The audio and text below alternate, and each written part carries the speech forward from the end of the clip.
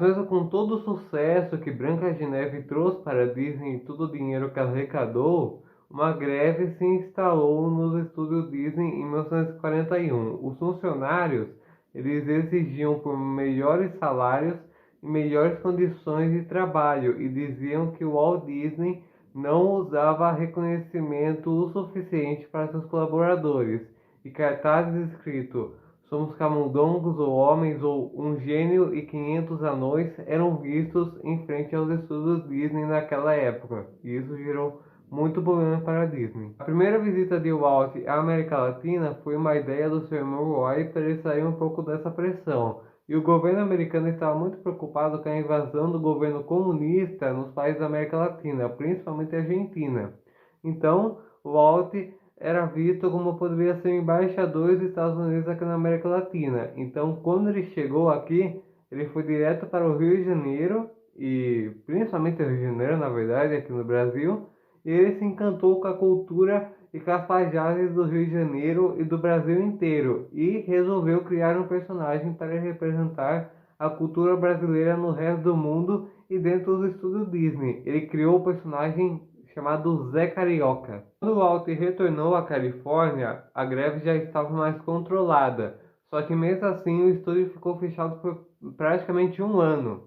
E esses foram momentos muito tensos para a empresa, e o Walt diz que esse foi o momento mais difícil de toda a sua carreira, por causa que em 1941, aviões japoneses atacaram a base militar americana e apenas um dia depois 500 soldados entraram dentro dos estúdios Disney e praticamente fecharam o estúdio, por causa que o estúdio Disney e seus personagens eram conhecidos no mundo inteiro.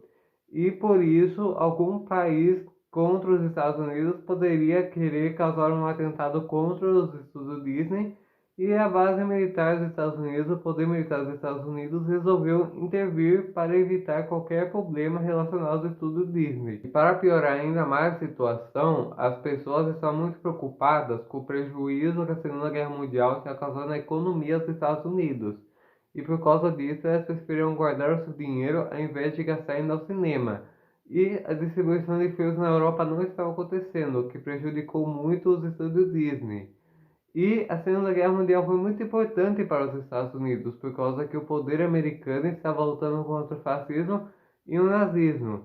E eles queriam que a Disney fizesse filmes motivacionais tanto para os soldados americanos quanto para os civis norte-americanos. E também queria que a Disney fizesse animações com instruções para capacitar os soldados norte-americanos na Segunda Guerra. A Marinha dos Estados Unidos queria que a Disney produzisse 27,5 mil metros de filmes para educar os marinheiros e táticas de navegação. E foi essa colaboração com o Exército que ajudou a Disney a não ir à falência na época.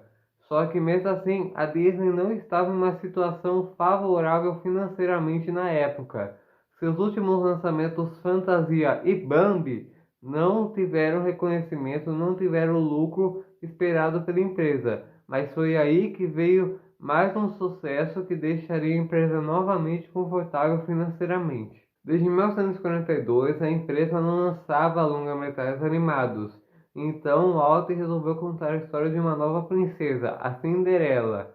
O filme da Cinderela foi lançado em 1950 e foi um sucesso tanto de crítica como de bilheteria. E após o sucesso de Cinderela, a Disney lançou mais filmes de sucesso, como Peter Pan e A Dama e o Vagabundo. Só que a atenção de Walt estava voltada apenas para uma coisa nessa época: televisão e parques temáticos. Quando suas filhas eram pequenas, Walt as levava a parques de diversões públicos. E um dia, ao levá-las a esses parques, Walt percebeu uma coisa: enquanto as crianças brincavam, os pais apenas assistiam.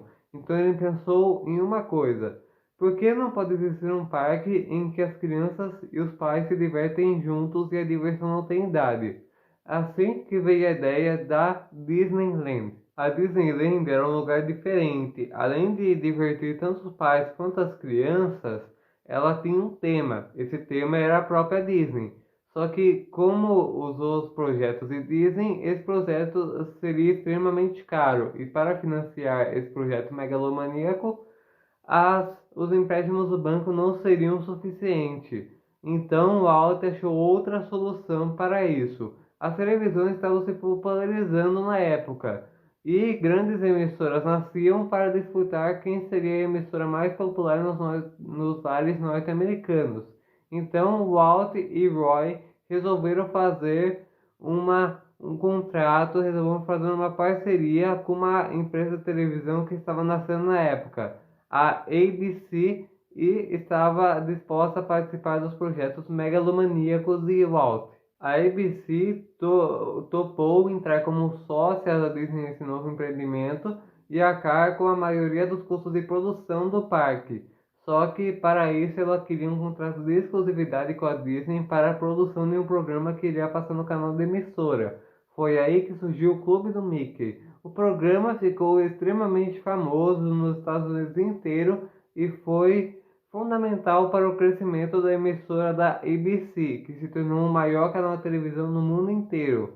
E com o dinheiro arrecadado com o programa, a Disney conseguiu dinheiro para construir o seu primeiro parque de diversões. A Disneyland custou cerca de 17 milhões de dólares e foi inaugurada em 1955 na Califórnia. De primeiros críticos diziam que a Disneyland ia ser fechada em um ano e totalmente esquecida.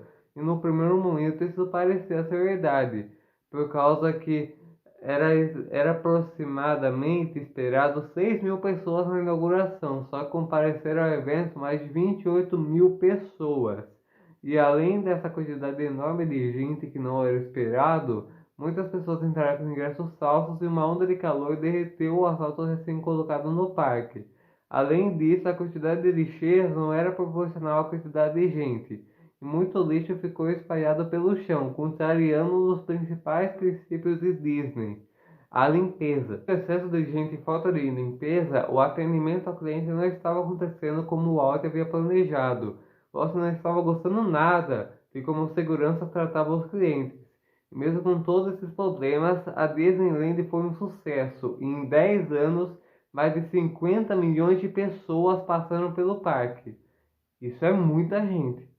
O sucesso da Disneyland foi tão grande que a Disney resolveu investir em hotéis próprios e até mesmo em cruzeiros, e isso foi um novo segmento de receita para a empresa. E mesmo com muitas críticas na construção de um parque para adultos e crianças, Walt Disney mostrou mais uma vez que estava certo. E depois daquele episódio com seguranças, a Disney resolveu criar a Universidade Disney, um lugar onde todos os colaboradores deveriam passar, e lá eles iriam aprender sobre os valores e a missão da Disney.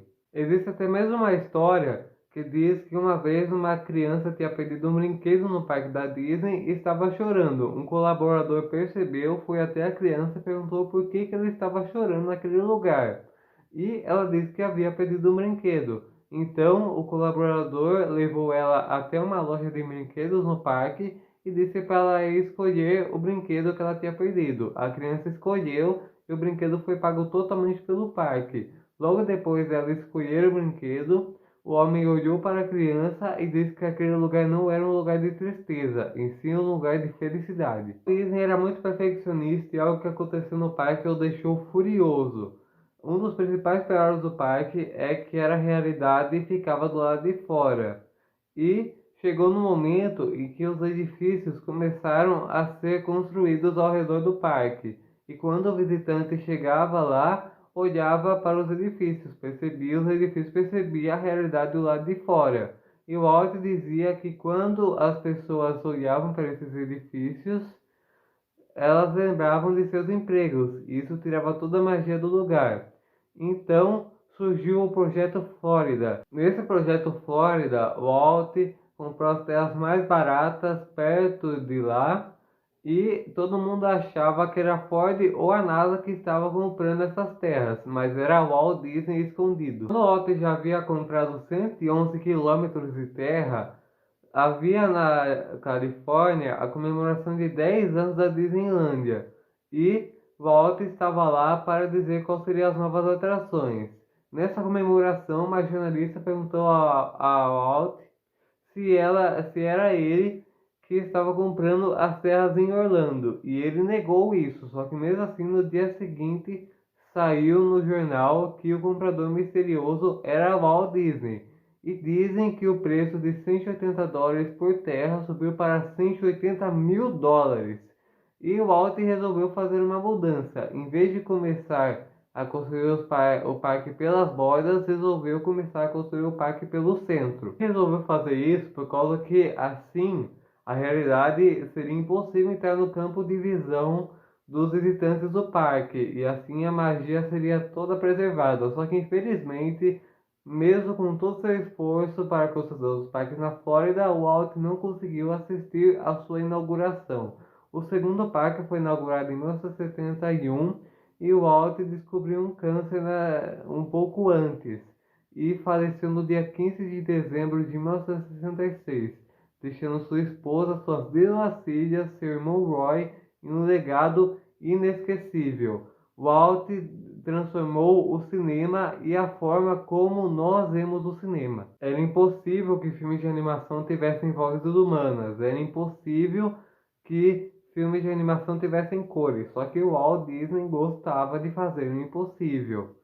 E mesmo criando a maior empresa de entretenimento que já existiu, uma vez perguntaram para Walt como ele gostaria de ser lembrado.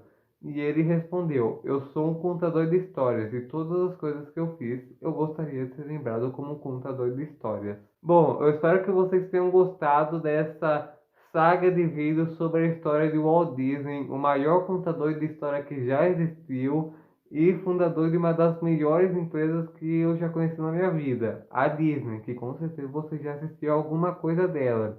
E bom, eu criei uma playlist para essa série aqui no canal, e se vocês quiserem assistir, tem todos os episódios nessa playlist.